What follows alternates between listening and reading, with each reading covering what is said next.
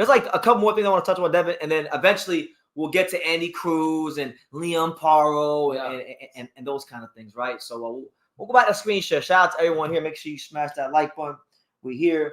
I see you guys want to read some of your comments. Listen, man, I'll get to them in a second.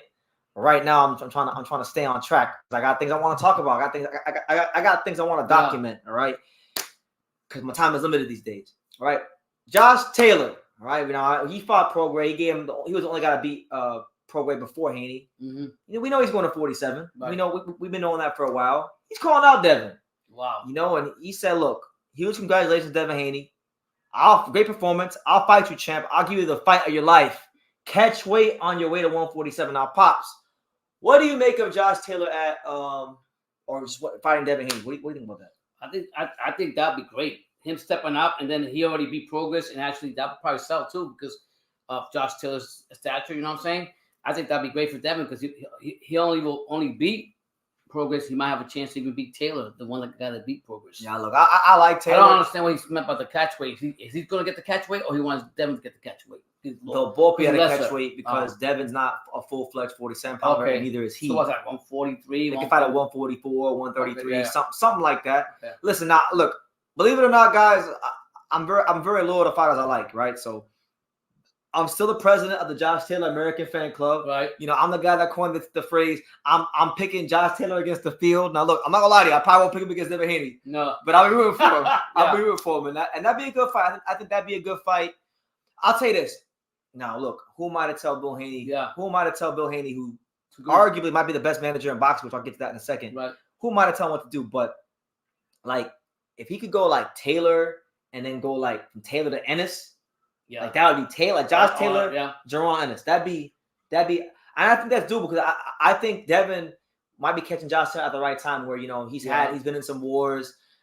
He might F around and beat Josh, in the same fashion he beat Richardson. Yep. So it may not be as hard, and that would make his stock go up even higher. Yeah. And then now you're talking. Then I think that makes a potential Jerron Ennis fight definitely bigger. So that's how I'm looking at that. So Josh Taylor called him out. We know Ryan Garcia. He's flapping his gums. He's calling him out. He said this was Devin at his finest, but his finest is something that can put people to sleep. That is watching. I know what he's missing. He can have it one day, but he don't have it right now. Make your assumptions. I can't wait to get active with him.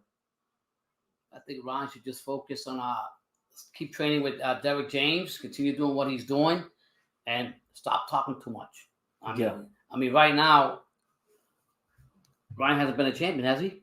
Has Ryan been a champion? No. Okay. They're fought for a world title. Need I say more? Yeah, I need you to say more. So, hey.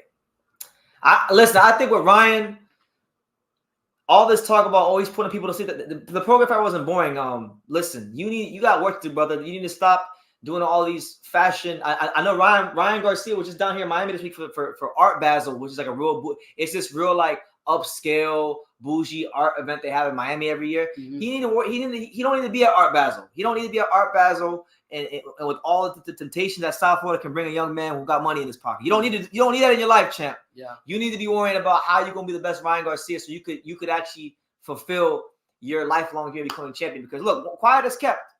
Or not quiet as kept. Mm-hmm. All his peers, Tank, Devin, T.O., even Rolly, all the guys, they've all been champion. They've all won a world title.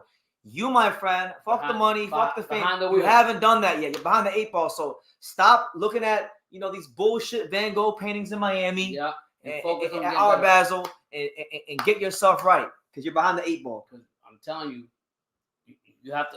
You want to be a champion, you got to go out there and go get it. And you haven't done that yet. There you have it. So, as far as I respect to people calling out Devin, we'll go with I think Tank. Mm-hmm. Now, Tank, a lot of people are making a big deal about how Devin was able to sell 16,000 tickets at the Chase Center this weekend. Mm-hmm. And Gervonta Davis, he said very, very briefly, tickets are $57. He should be selling that amount of tickets. Okay, but he got no room to talk either.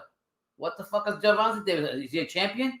A little champion. But he's been a champion, a legit champion before. Yes. Yeah, he's been a legit champion. But the thing about Tank is probably one of the biggest box office attractions in the sport. I'll tell you one thing about Tank. Mm-hmm. His tickets ain't no damn $57. They ain't $57. Them shits be, especially for Ryan, that shit was like $400 or $500 for the nosebleeds. Like, So make that fight. Make that tank. I think Mr. Bill Haney called it out on one of the channels. He called it out. He said, "Yeah, come where you at, Tank? Bring your fat ass over." Even if Tank is the ace side, I feel like everybody needs a good dance partner. I feel like Devin has become that point. One of those, one of the top guys. I feel for Tank. Unless Tank want to take the Subriel Matias test, unless he want that. He don't want that. I don't think. I like that fight. It'd be a great fight. But I don't think Tank got more movement, more speed, but this guy's gonna come forward and fucking stop all that shit real quick. Okay. Last thing right here before we get to Bill Haney being a manager. My man Clembuterol Distributor, that's his name on Twitter. Yeah. He says Gervonta versus Devin Haney is a way bigger and better fight than Spence versus Crawford was and is for obvious reasons. Now, what do you think? How big do you think that fight is? And do you think that if it got made tomorrow or today, do you think Davis versus Haney is a bigger fight than Crawford? Well, I think timing is everything. So if that's what it is right now, even Devin said that's probably the fight he really wants to get with is Tank, because the way Tank brings a lot of people in and what he's done out there, Oakland, with the Warriors player, he did good. So right now, timing is everything. Yeah, but I don't know how much money they made off the Spencer Crawford fight. I really don't know how much they're going to get Haney and Gervonta. Okay.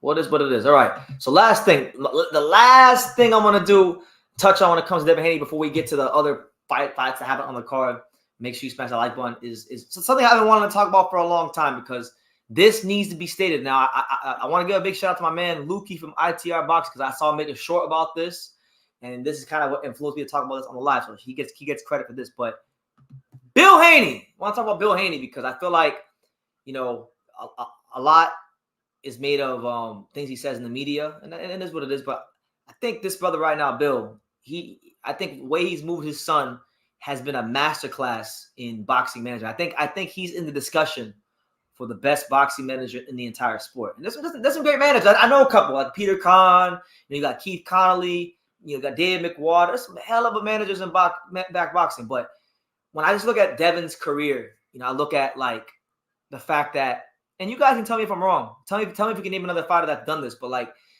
there of guys from his era, of his age bracket, Devin's fought on Showtime. He's fought on DAZN. He's fought on ESPN.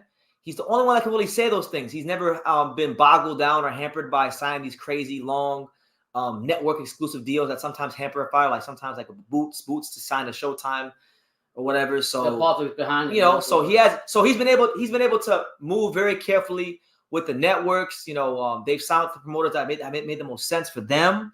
And again, the objective of a manager is to get what you deem to be the right fights at the right time. And I think, because who was it?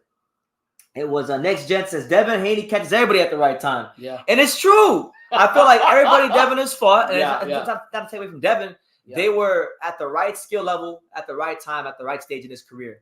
And that's not a knock on Devin. That's actually a credit to Bill. It's a plus. So, Pops, what do you think about Bill and how he's moved Devin as a manager? Because, it's got to be hard, right? It's got to be hard as a father to move your son to the ranks. Well, I think as a father, what I really appreciate about Bill is that, he's always been grateful to his son to change his life around and become the person that he is today. And because of that father and son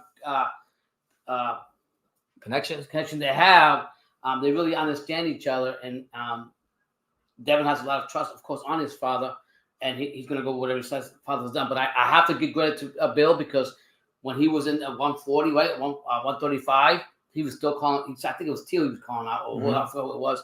And he came out and said, "Yeah, I've been calling him from now he wants to come fight, or whatever the case may be, or he wants to get paid more than 1.5 million, or whatever the case may be. Now he wants to do it. But I've been calling him for a long time." So I will not say that Devin's always had.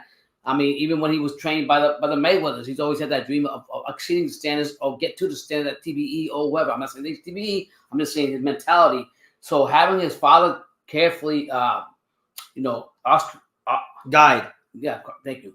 Guy, his son, to go to two other countries to win that same country twice and win that thing and get him used to that. That's really hard to do for a young cat like Devin. Devin, that's a lot of discipline and dedication to the sport, and Devin's done that part. But I think he's done a great part of what he's doing. He's doing what he's doing. He's not doing what this promoter wants him to do. He's not doing what the public wants him to do. He's going to do what's right for his son. Absolutely. As far as Bill and the way he's managed them. Again, every manager has a way they go about things. Like I know some managers they work hand in hand with a specific promoter. Like there's some managers that when they get a fighter, they want to bring their fighters at like mostly the top rank or bring their fighter mostly the PBC. Mm-hmm. Bill has been willing to work with everybody, which I like. And again, I paid very close attention to how he's moved Devin, and it's been great. And in that video I saw from ITR Box, he said that he thinks Bill Haney might be the best manager in the history of boxing. Now that's that might be a bit of a stretch. I have to really sit there and think, but as far as right now in the sport, he's got to be up there. I'll tell you who was you know who was a good manager? Bernard Hopkins. Do you know who Bernard Hopkins managed? No. Bernard Hopkins. Did y'all know that?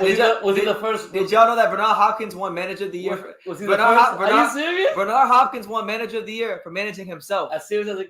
I'm serious. I'm serious. In 2004, Bernard Hopkins won Manager of the Year for managing himself. Yeah. And that and it's stuff like that. Why he's one of my favorite fighters ever. Who would have thought, right? So yeah, I mean, you just don't know. It all comes down on how, like, the perfect timing when to choose the right opponents for your fighter. And just like Bill and other trainers, they don't get the credit they deserve. So why not? Yeah. Why not give it to them? So it is what it is on that. That'll put a bow on the Devin Haney. I pretty much said over the last hour what I need to say about Devin Haney. We'll move on to Andy Cruz and Liam Parr here in a second. But let me acknowledge some comments before we move on to Andy Cruz and Liam Parr and the other things on that call that happened. Right. Shout out to everybody here. It's your boy BT, the Untouchable, True School Sports Empire. Now, we got my man Nathan J says, "I love your live streams, mate. You and Pops know your stuff. Cheers from Australia, fellas, and let's go, Tims." Listen, man, I get so much love from the Aussies. Yeah, and thank you, man. I keep saying it. I went to Japan earlier in the year, but probably the number one country I haven't gone to yet that I want to go to is Australia. They probably party hard too. Yes, Australia, baby. Yeah. So woo! Down and under. Yeah.